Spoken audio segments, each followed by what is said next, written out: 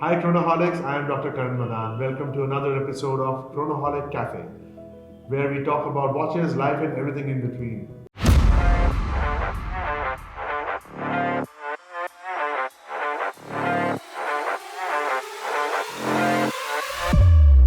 Today, our special focus is Watches and Wonders 2025.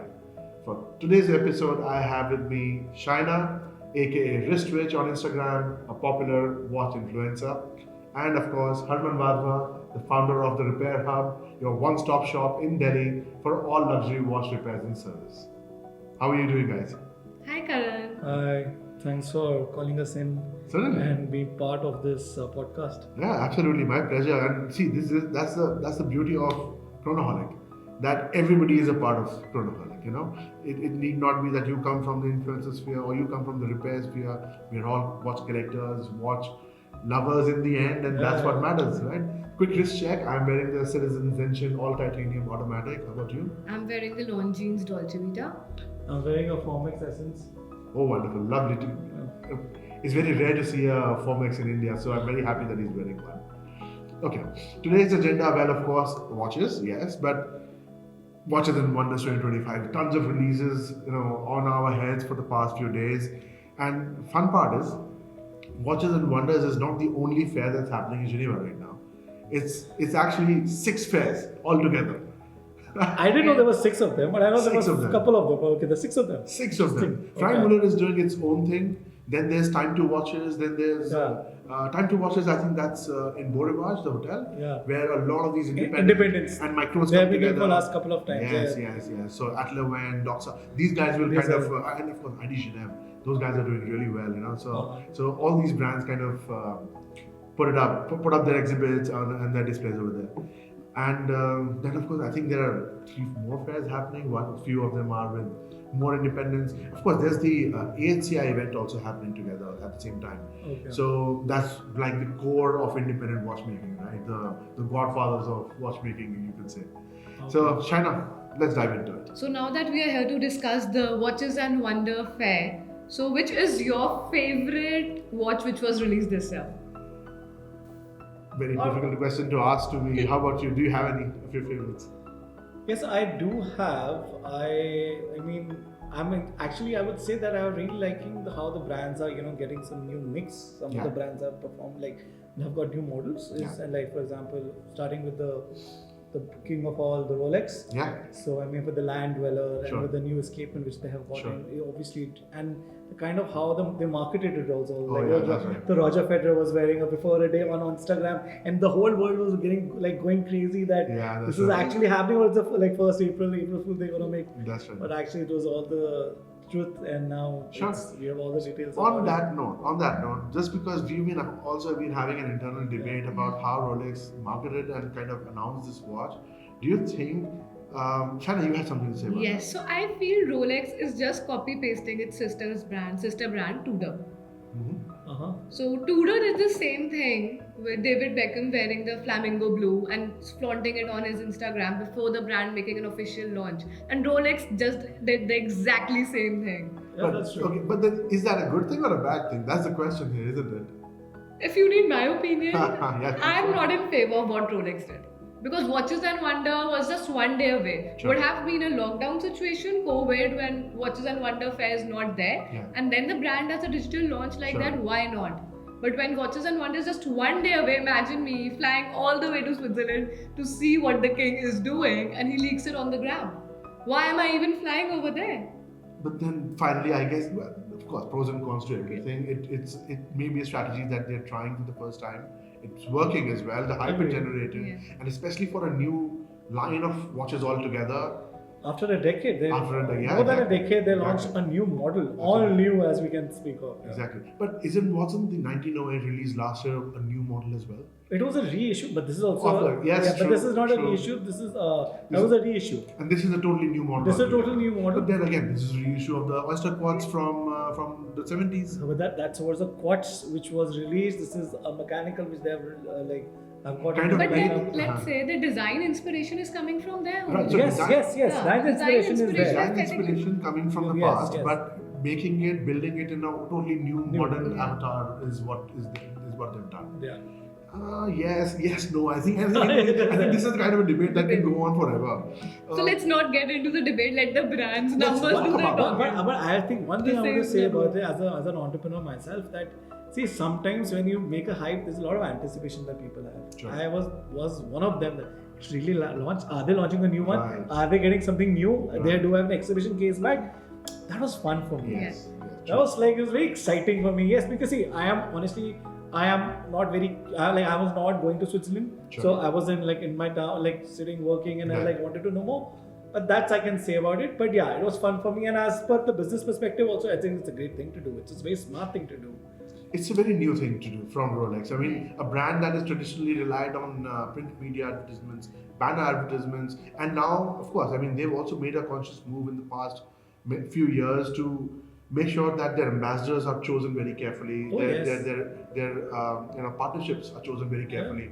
For them to maintain, to have that kind of an aura, an appeal, prestige associated with the brand, and then they go to Instagram and do something. Again, I'm pretty neutral about this. It's fine. I mean, brands wanna do things in the modern way. That's fine. It's okay.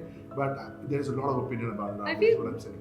I feel the brand is doing that to target the new generation, the Gen Zs probably. True.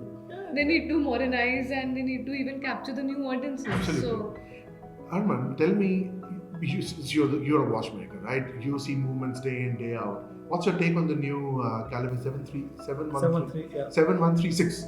I'm not mistaken. 7135. 7135. So my opinion is, for example, if you look at the traditional, the 3135, the 3235, and if you see this one, firstly it's an exhibition case back. Right. So kind of the Geneva stripes and all the decoration that they have done, which you wouldn't find in the previous calibers. And obviously now I feel even with the oscillating weight with the design which you see, they're quite improved. It's quite appealing. Yes. Now people, if they're buying a watch with an exhibition case back, paying that kind of a little, so they're gonna get that. Fair. I mean, What- how many times in a day do you actually look at the back of the watch? But still, it's a good thing to have, right? If you have it, like if Yes. you have it flaunted, it's like that kind of a thing. Okay, now let's. Okay, it's been released. It's a great watch. Sure, I mean it's Rolex after all. It'll do wonders. It'll sell well. We know it. We know what's gonna happen. There'll be a lot of demand for it, a lot of praise for it. That will happen for sure. Right? I'm It's sure Rolex. many of you guys will be like, you must have called your ADs by now and wanted the watch. I've already booked it. yeah, It's not gonna happen. it. I personally have a problem with the moniker the land dweller. You know why? Tell me how is it a professional watch?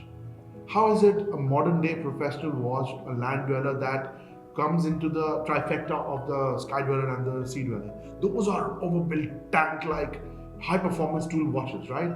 And now you made a land dweller. I mean, how does it justify it being? How do they justify it being a professional grade watch? Number one. Number two, I have a problem with the design as well, especially the dial. You have to incorporate the date, it being a professional watch. It interferes with the dial symmetry, in my opinion. You have 6 and 9 left on the dial, right? So why have 6 and 9 at all? Just have baton markers. Why keep 6 and 9? You can't have a 12 because that's where the crown is. 3 pe date aa gaya. What are you doing for 6 and 9? Why have 69 on the dial for God's sake? I mean, that Rolex only knows. I feel it's more of a dress watch rather than a sports watch. I think it started off as a dress watch inspiration and then says, how do we fit it in? And okay, let's make it a hybrid. Yeah. See, if you think about generally in terms of the design language of that watch, I think it's the trend. If how the reissues and the vintage, even in the sunglasses in every category, they are rebirthing or the rebirth of the previous generation. They're tweaking some changes. And fashion comes back in a cyclical fashion manner. does Yes. come back, Yeah. and that's what is actually happening. Yeah. See, I mean, off topic, but PRX is one example that you can think of that what they've got and now it's such a big success. Yeah. And someone who wants to have has that kind of money, wants to wear a Rolex, is a great choice to buy. That is true. And funny that you mentioned the PRS because we've all seen the memes. Yeah. I love what they quoted on their Instagram also. For the bargain. Don't buy exhibition. I doff my hat to you. Quite smartly, quite subtly, they did. It was quite nice. Okay, enough. I think that's a good discussion on the land dweller. How about we talk about the new GMT, gold GMT masters that they released with the stone dials? the white gold with the Sprite white gold? Yeah. That's the Cerachrome dial? Cerachrome dial. Yeah. The brand is made by the brand or it's by the people? From what I know, Rolex cuts their own dials. Yeah. How about the Tiffany blue coming back onto the yellow gold Daytona Oyster Flex? I think Marketing gimmick or good Again, a copy of Tudor. Just doing what Tudor is doing. Copy paste marketing strategies, copy paste the product. Again, the question is that do we really need all those variations as well? I mean, you have a catalog of almost 500 SKUs. So much to choose from, so little available. I mean, that's true. So what I in fact really liked is the OP colored dials they've come up with. Oh, yeah. The pistachio green. So the pistachio green is exclusive to the 41. The purple is exclusive to the OP28. Okay. And the 36 has that beige, pastel beige. Yeah. So pretty nice for them to at least start differentiating between the OP lines as well. They've given a huge variety. The brand has done that. And now what they They've have given done. a lot of, they've spoiled us for choices. Yeah. And now they've discontinued most of the colors. I mean, Actually, very good point. Excellent. I really wanted to talk about this. I'm glad you picked it up. Is it truly a discontinuation when you're making minor changes to the case and then calling it a new reference altogether? no, because of the colors, they have discontinued it. So The colors are still there. The green is there, the blue is there. The green, blue, black are there. No. Yes. Okay, so OP41. Let's take a look at the dials. Okay. So that's the green. See, they have the regular green, they have the silver, they have the beige in the 41, and then of course the pastel green. They have the blue as well. The blue, they have the black. Nothing's been discontinued, and that's my point. I think I read it, and that's why I'm asking you this question. They've basically changed the reference number. And yes, sure, they've discontinued the celebration dial. But adding new colors and changing the reference, does that make it a new reference, a new watch altogether? I think the watch world also tries to play this gimmick pretty regularly. Oh, new color, new watch. No, sir, not really. I think it's the same watch in a new color.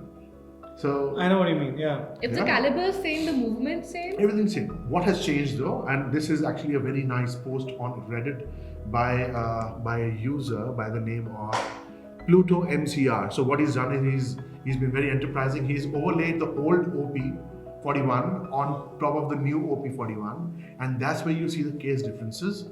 You see the crown is a little bigger on the new OP. Okay. Yeah, and the case, the basically the lugs of the watch are a little more tucked in. So that makes the profile of the watch a little more compact than before. I've owned the OP41 in the past. It's a nice compact watch, but it wears a little larger because of the lugs, yes, right? yes. And it's very deceptively large because it's not a round case; it's a long case. Yes. Yeah. So now I think they've gone back to a little more circular case. Tucked in the lugs, they made the crown a little bigger for better manipulation. But again, see, when you make these changes, is it actually a new watch? Debate open for everybody. Let us know in the comments if you think that makes it a new watch or not. You also let us know if simply changing our colors on the dials or adding new dials is new watch or not. Please let us know. Moving on to our next favorite brand, So- Harman, which would you like us to discuss?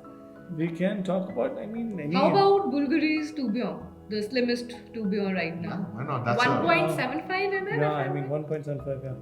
How do you feel about it? That's ridiculous. It is quite ridiculous. I mean, honestly, I've never I understand what is 1.75 because I work. Sure. So it is quite a marvel what they have done. And I mean, I was recently working in a couple of days back. We just received the Octa from Mr. chronograph, Okay. and I still feel that's quite thin and enough for a normal chronograph comparing to a 7750 or any other caliber. Right. But yeah, I mean, it's a remarkable job what they have done, and then and getting a tourbillon with so much of complication and that kind of an is quite. You know what's 1.75 millimeters translates to? The Amex cuff? It's a 2B pencil. Yeah. You draw a straight line, and that's all it is. That's the thickness of 1.75 millimeters. It's unfathomable to us because we can't visualize it right now. I'm trying to give an example. That's why I think so. But yeah, that's actually world record. That's amazing. Literally. It is. I mean, that is literally amazing. It's pretty good. One of the watches that we should all talk about, we should all stand up and take notice, is of course the Vacheron Constantin. Multiple, overcomplicated, 41 complications watch. Let me try and pronounce it first, okay? The Le Cabinotier Solaria Ultra Grand Complications La Première. Of course, I'm not French, so don't mind that and don't come at me. But yeah, that's the way it's pronounced. And 41 complications in one wristwatch. Unbelievable. And housing everything in 45 mm case, millimeter. And 14.9 mm thickness.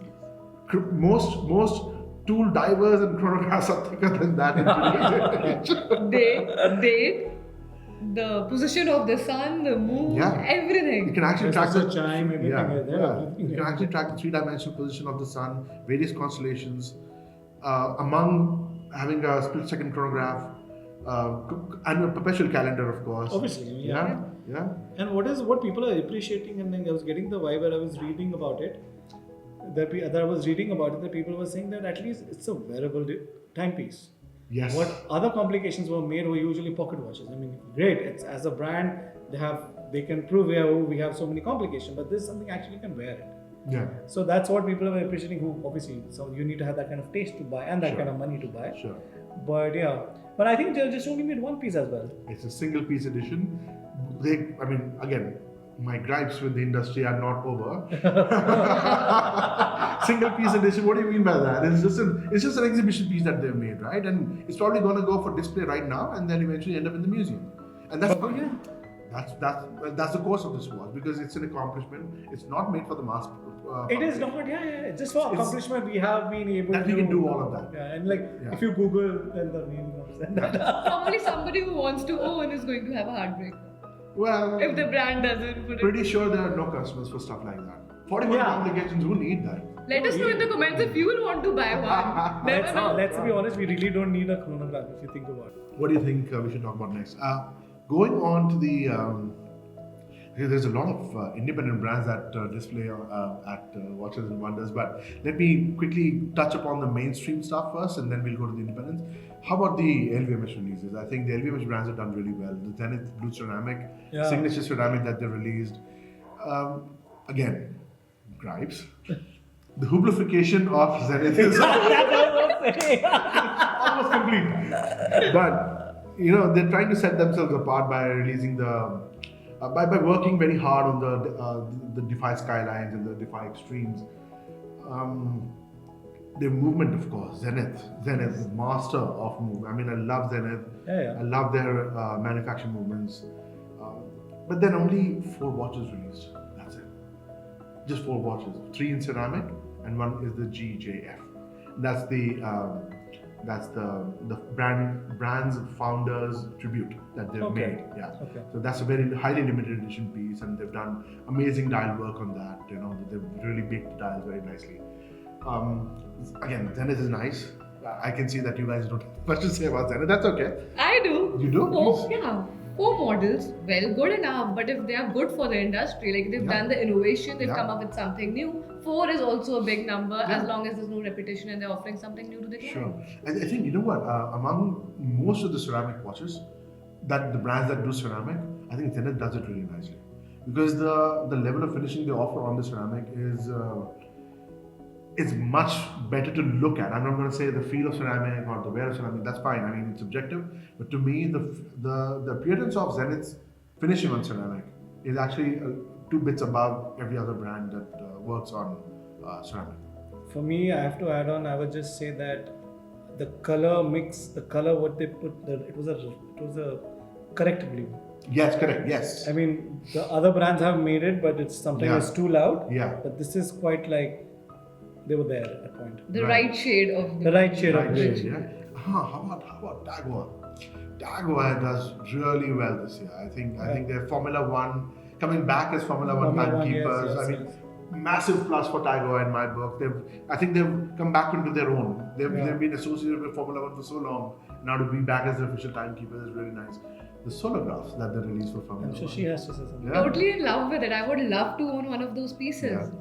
There are 9 different models available. So many colors. It's a confusion. Which one would I want? It's a fun watch. I mean, if someone wants to buy a watch just for many colors as an option to wear in a premium category as a sports brand, from a sports brand, so why not? Exactly right. I mean, you get the brand recognition. Yeah. Yes. It's a very popular brand in Oh, India yeah. and the world over. And you also get that fun, youthfulness, cheerfulness that you associated with all those colors. You get all of that in that one package, of course. And the best part, it is the best part. I mean, let's not be snobs about things.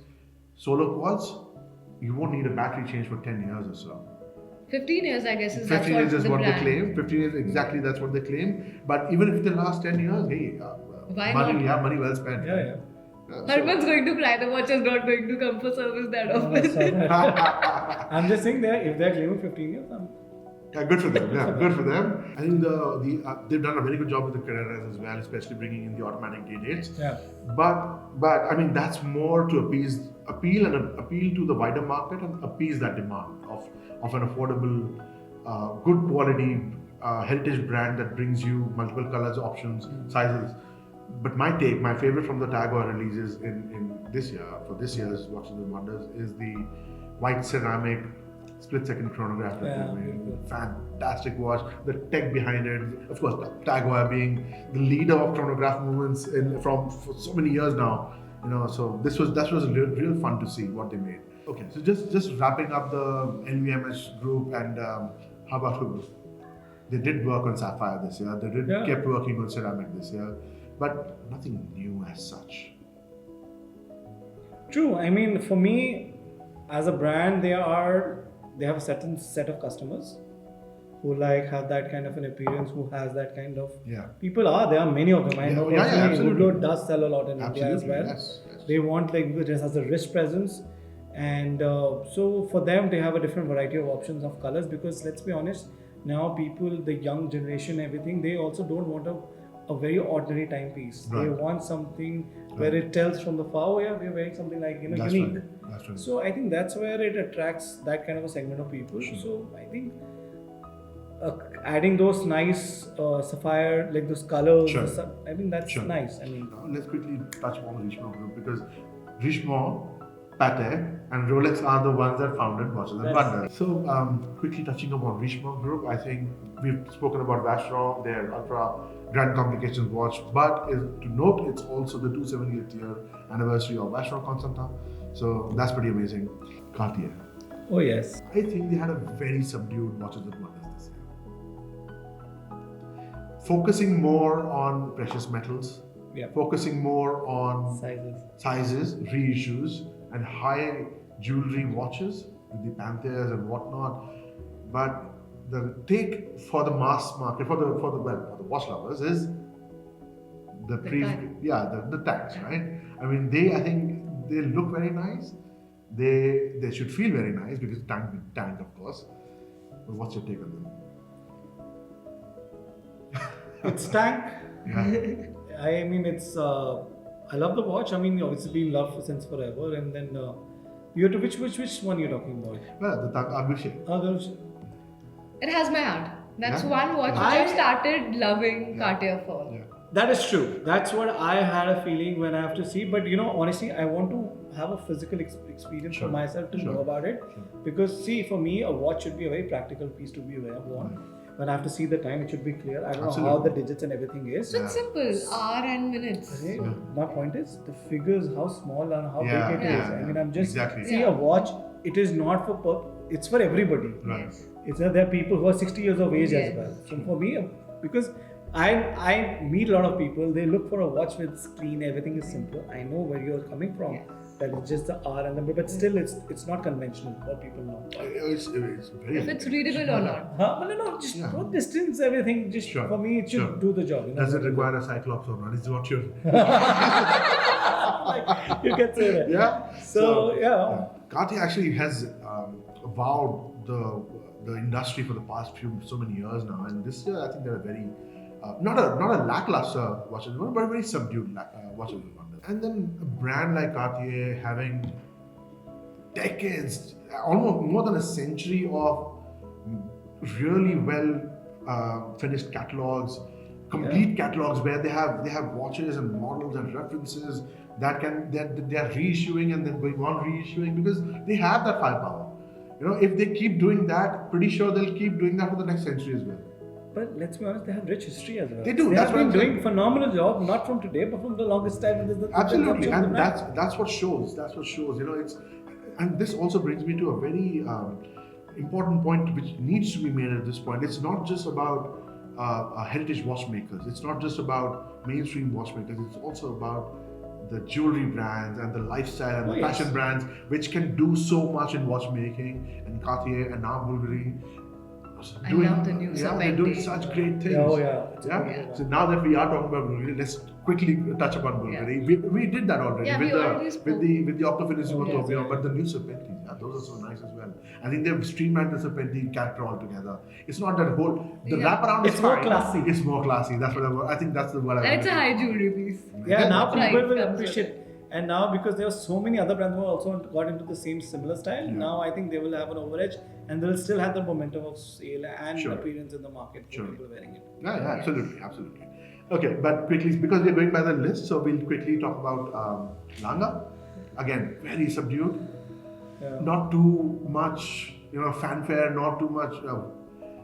Nothing spectacular, but yes, this is something I predicted, and I didn't announce it, but I predicted that they would do an Odysseus in rose gold or honey gold. Honey gold, yeah. Honey gold, rose gold, ever rose gold, cinnamon gold, whatever you want to call it, brown gold, Pink black gold. gold. A limited edition. Yeah. A limited Well, edition. Yeah, limited edition, yes, but I think, you know what?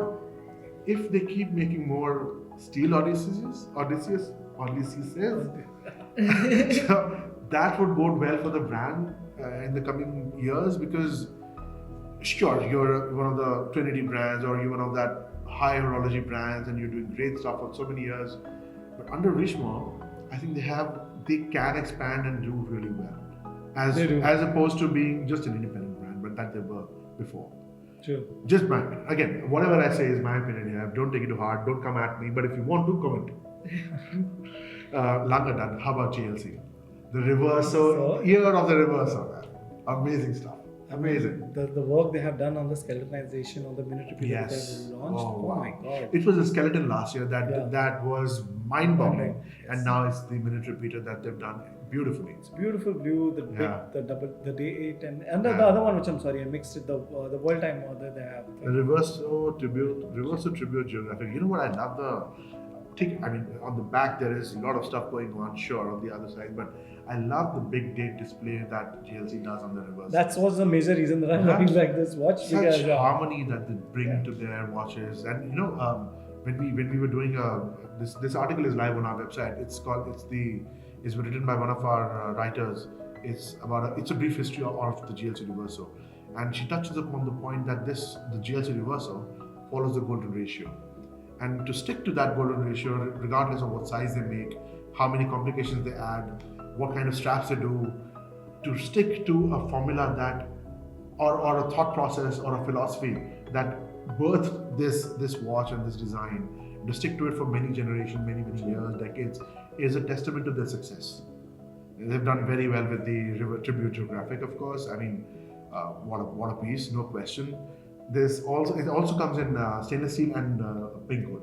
Yeah. So there's a pink gold model on this as well. And these are all hand painted. Yeah, these are all hand painted. Let's talk about IWC. I think the big pilot, perpetual calendar with the digital date display, they knocked it out of the park this year. It is for someone who wants to wear a watch, who wants to have that complication and flaunt it. Yeah. I mean, there are so many brands who sell with complications with perpetual calendar, but it's usually under the radar. You don't know until you tell about it. Now, that's something unique. Right. Oh, it is a perpetual calendar. It will be a lot of quite a conversation starter. I mean, like for people and the color combination, what they have, it's quite contrasting. It's a beautiful watch. Now this in 43 millimeters, black ceramic. And of course, we know what IWC ceramics are capable of. The way they've been playing with ceramics in the last few years, fantastic stuff, amazing. Okay, So also the IWC recently did this engineer. How do you pronounce it? Engineer. But we can call it the engineer. Please, Engineer. Please don't come back at me now.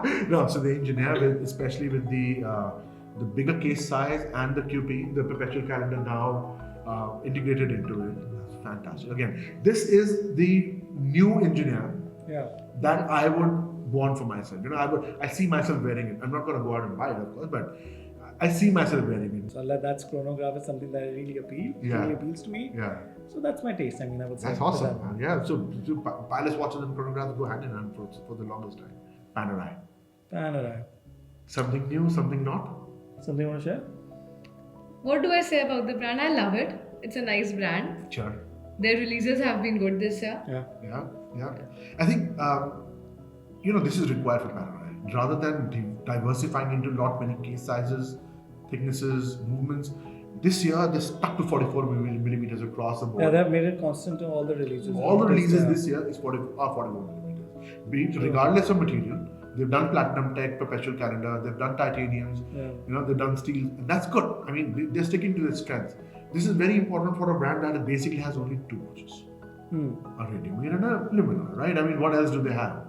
For the past century, they have nothing else. And it's good to see them stick to their strengths, is what I'm saying. Okay, let's done with Richemont. If I kind of touch upon another Richemont brand, please correct me in the comments.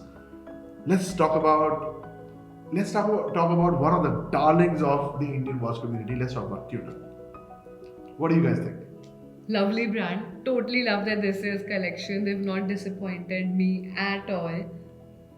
It's amazing. They especially came up with this new color, the burgundy color, perfectly done. Yeah. With the 3-link bracelet? No, 5-link. So they have the 3-link and the And the 5-link. now the Yes. 5-link bracelet with this. Yeah. I'm quite impressed by the color combinations. Yeah. It's quite nice. See, that is my favorite. Burgundy is also part of that. Yeah. So, but yeah, even with the whole lineup and everything, and generally, I love what I meet a lot of people, and like the vibe of the brand is so positive at this point of time. Yes. I've seen where Tudor has been, marked in a certain way because it comes from the house of Rolex. Sure. But they have, because of the aggressive price points. Yeah. But I think they're the right price point. Absolutely. Yes. Absolutely. And they're, because now they're good brands, Swiss brands. There are a few, but not many of them. Sure. At the price point where they are coming at such kind of models, I think they have a very bright future. And the kind of sizes, by the one thing I want to mention, what happened recently, many of the brands were reducing the sizes. Yes. Like they were 45, then they came to 41, now they came to 39. 39, exactly. And they have gone up. They have gone up because the truth is, see, if someone wants to buy a bigger cases, they would have to buy an FM or a Hublot. Yeah, sure. If someone who wants a little bigger but has a big wrist, even for me, if I have to wear it, 43 is a good size. 43 is a very good size. So they are catering that segment, and I think someone who wants a serious watch brand, and with that kind of prestige of a brand, with the quality of the product at the right price, Tudor is a go. That's an excellent point you made. I would have touched on it as well. But excellent point you made, because I think they are re-sparking the 43mm case size, the 44mm case size. This is what will, I think, in the next 5 to 10 years, these sizes will also be very much mainstream, because in the last 10 years we've seen a shrinking of sizes overall across the industry. But Tudor, very good releases. My personal favorite, and I predict again, one of my core predictions this year was that they will do an opaline dial Blackhead Pro. They did it. Yeah. So something which has already been successful for Rolex, like the Explorer, they've got it to Tudor. Well, why not? I mean, it was always on the cards. It's a two-way. It was always on the cards. Whatever Rolex does best, Tudor will do it again, and whatever Tudor works with Tudor, Rolex will also do it. Let's move on to the independents. I think we've done enough mainstream stuff. How about the Raison GMT Type 7 with the integrated bracelet? I never saw this coming, honestly, that Raison would do a integrated bracelet. Only true connoisseurs would know about it. They would want to own one. They would want to appreciate it. Fair enough. It's fine. But that's what independent watchmaking is all about, isn't it? To do something that's not been done, or at least do things in a different way. So Raison, I think this kind of really struck me, that this was a nice release from Raison. The Moser collection, Moser launches this year, they have been really cool. I love the pop culture kind of colors, the attractive they've done, limited editions. So I was reading what color combination is beautiful. Amazing color combination. And the best part is you could easily flip the colors and you would have a new watch altogether. There's so many colors are being brought in every category, in every brand. Sure. It's just that the younger generation now, they are the one who's getting the the disposable income. Right. They have the money they're making, they want to spend on themselves. Sure. And if they want to buy a luxury brand, they don't want they want watches of their own taste and choices. The color combination and everything. That's why if you look at Tag Heuer, if you look at Moser and all these brands, they're giving you all the options. Yeah. And they want to play, they're playing with colors so that at least it attracts and they buy their watches. That's right. No, I think Moser is a brand that clearly states we don't take horology or watchmaking. We take watchmaking seriously, but we're not a serious brand, in the sense that they're we don't fun. take. Yeah, they're fun. They're modern. They're outgoing. They don't take themselves seriously. and it's a public claim from them, and it's working very well as well. As you can see from this year's releases, the frozen dial streamliner chronographs, fantastic dial work, fantastic. So actually, you can say that they play on the dial rather than the case structure. Sure. Because the case structure is mostly quite traditional, Sure. they've been quite traditionally in there. Well, again, we're talking about the streamliner. It's one of the most unique sports watches in the world right now. Yeah. You know, especially with the Agenor chronograph movement that they've partnered with. Fantastic watches, no question. But my favorite would be the Grand Fou Purple Endeavor on the purple kudu strap as well. What a release! What a watch! White. And the thing is, this is not a white gold case. This is a steel case. So thankfully, it'll be relatively affordably priced, and can't wait to try it on. Ethos, I hope you're listening. Yeah. So Moser, well done, Moser this year. A big favorite brand of mine is Doxa, but I was really looking forward to the sub 250 GMT 250T GMT that they made this year. Honestly, I think they missed a trick with that. Why would you say that? Because the older GMTs, the previous generation GMTs, before the rebirth of Doxa, they were twin crown GMTs. And they could have actually totally comprehensively brought that as a reissue rather than have a GMT but with only a 3 o'clock crown. I've loved the brand, and they have so much to offer. They have a deep history of diving, professional diving grade watches.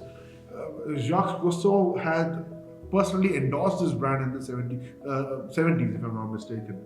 That much history they have, and to see them keeping the same thing again and again is a little disappointing. I expect a little more from the brand. Maybe next year. Hopefully next year. Maybe they're hiding something. Angelus, if you notice, they did a telemeter chronograph this year. And in the heritage case, not one of the beefy, chunky Chronosport, Chronodate cases. They did a very nice watch this year. Limited edition again? Well, of course. And There's of course, something there's with a watches gold and with the wonders and a champagne. lot of limited editions this year.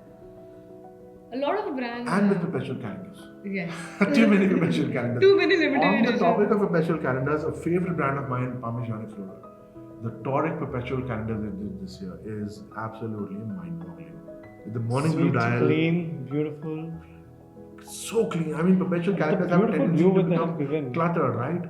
Heavy dials. So nice. A lot happening on the dial. Beautiful. This is completely So nice. groundbreaking. There are so many people with different taste. Yes.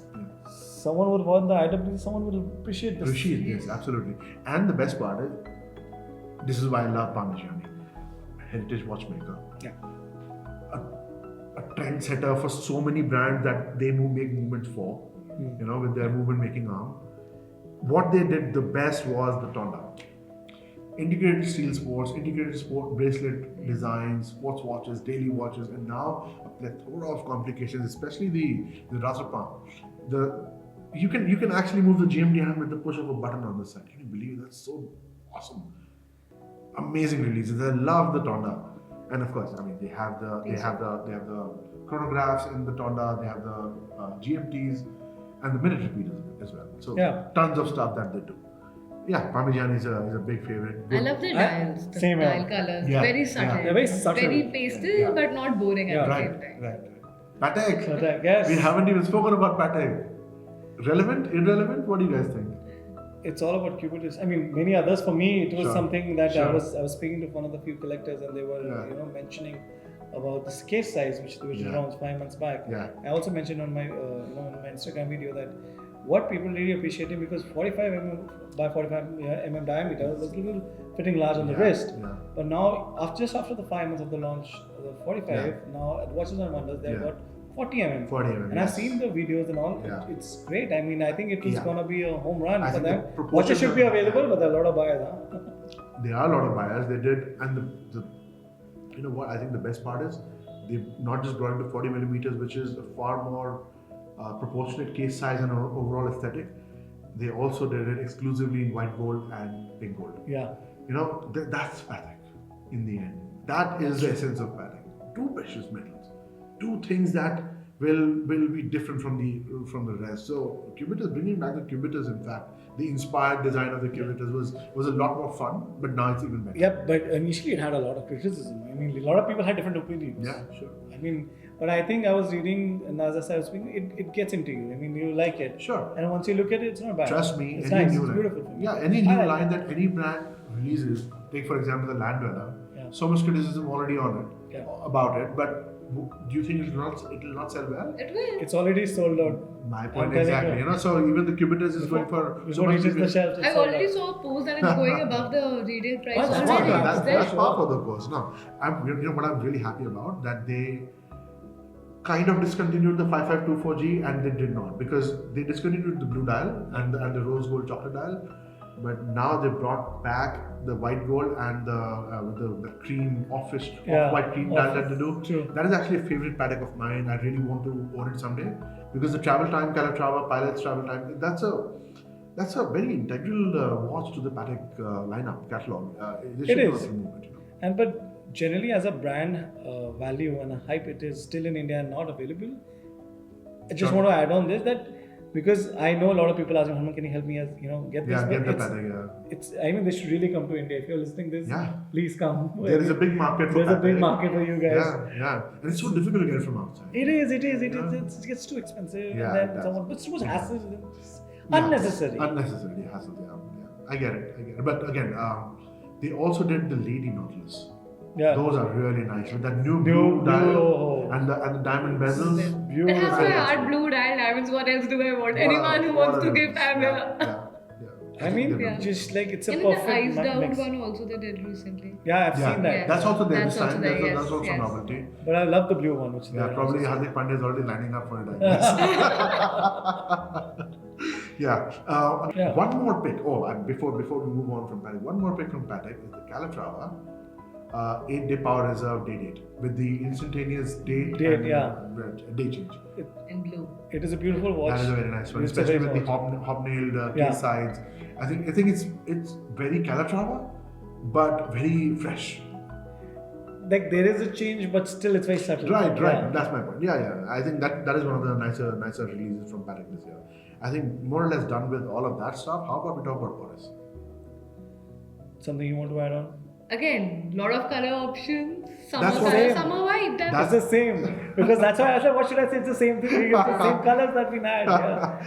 Same colors, Making yes. it more youthful, attractive That's to what- the young audience. But you know what? We also need to understand for us, we are talking about watches, but now when I'm saying this, they all are different price points. Yeah. That's what I'm saying. You may have a Moser color pops Yeah. at like 20 lakh rupees, and then you have an Oris at about 2.5 lakh. Like, And then we have tag.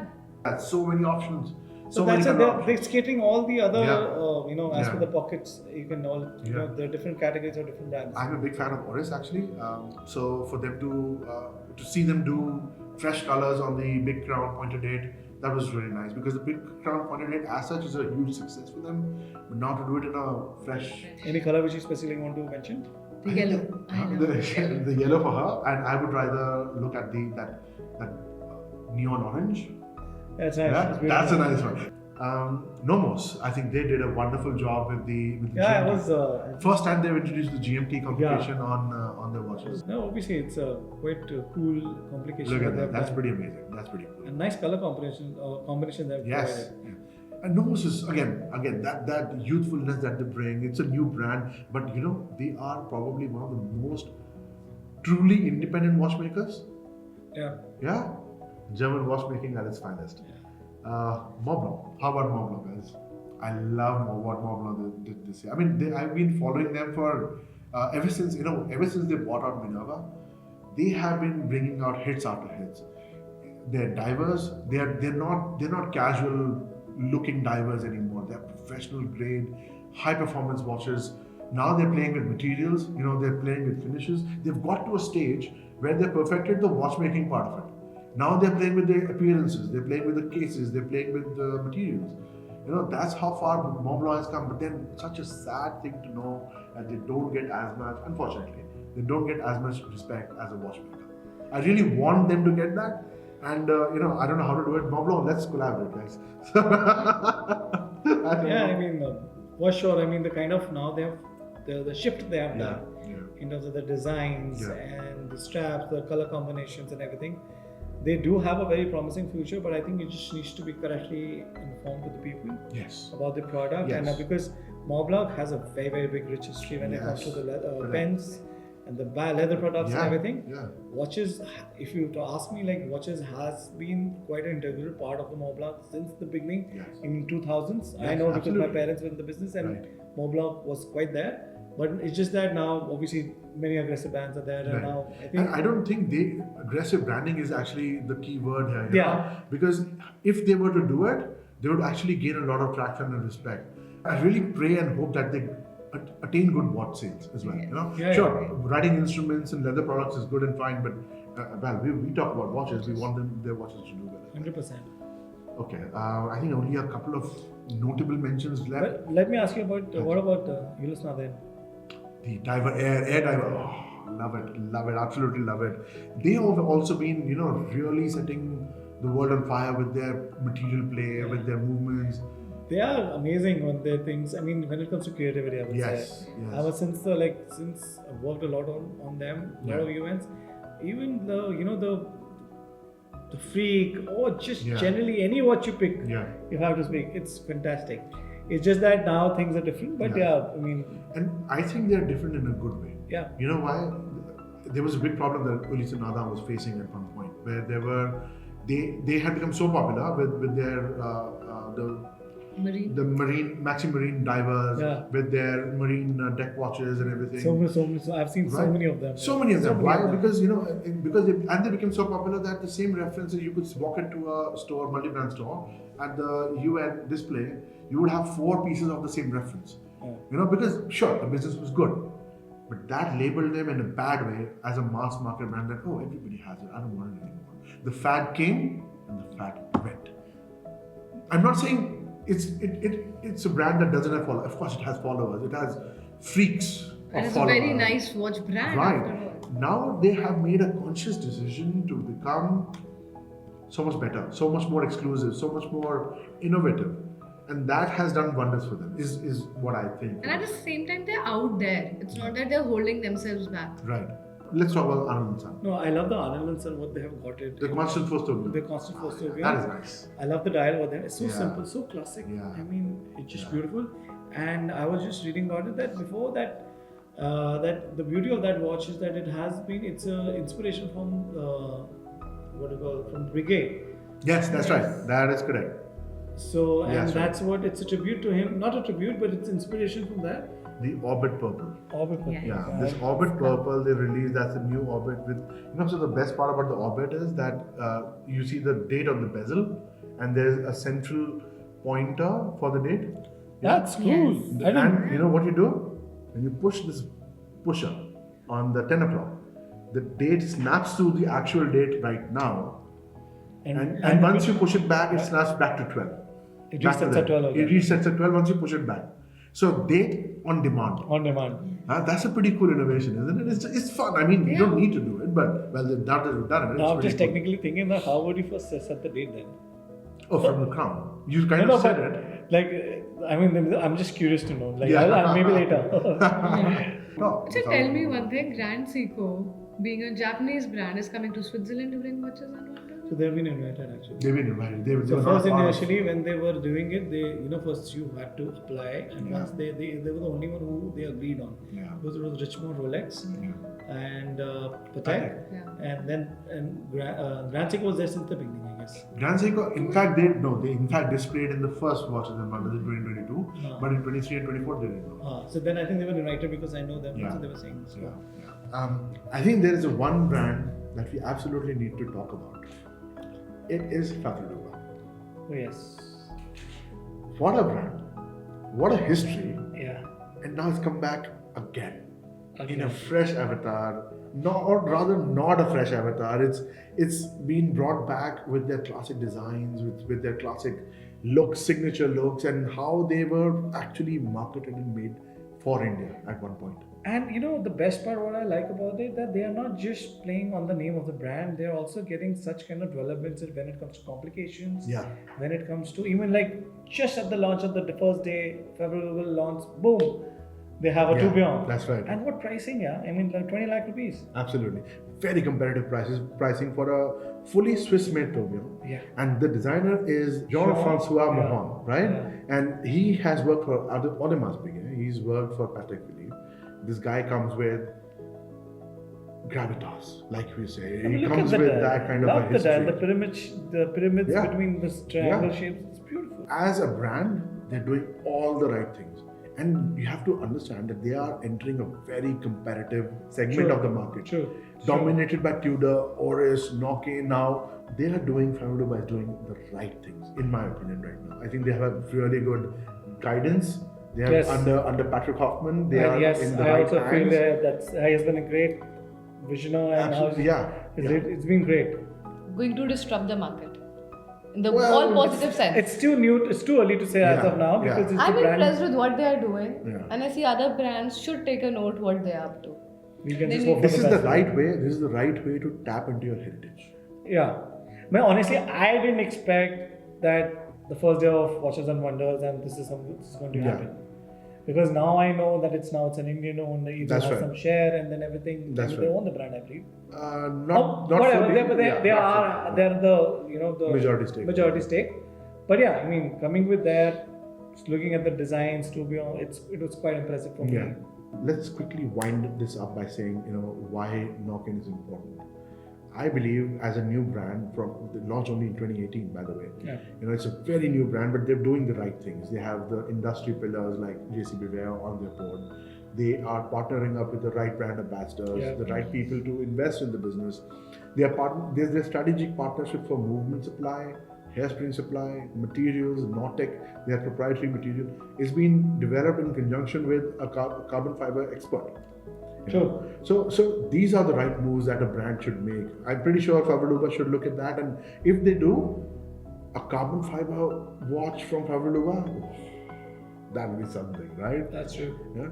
I think Nokia also comes with a very much of the design language. I think first effort that they did was quite, they hit the nail correct. This was there. I mean, I love the design of the watch, and now they're adding the way they're adding the colors and all. It's a nice, fun watch to wear.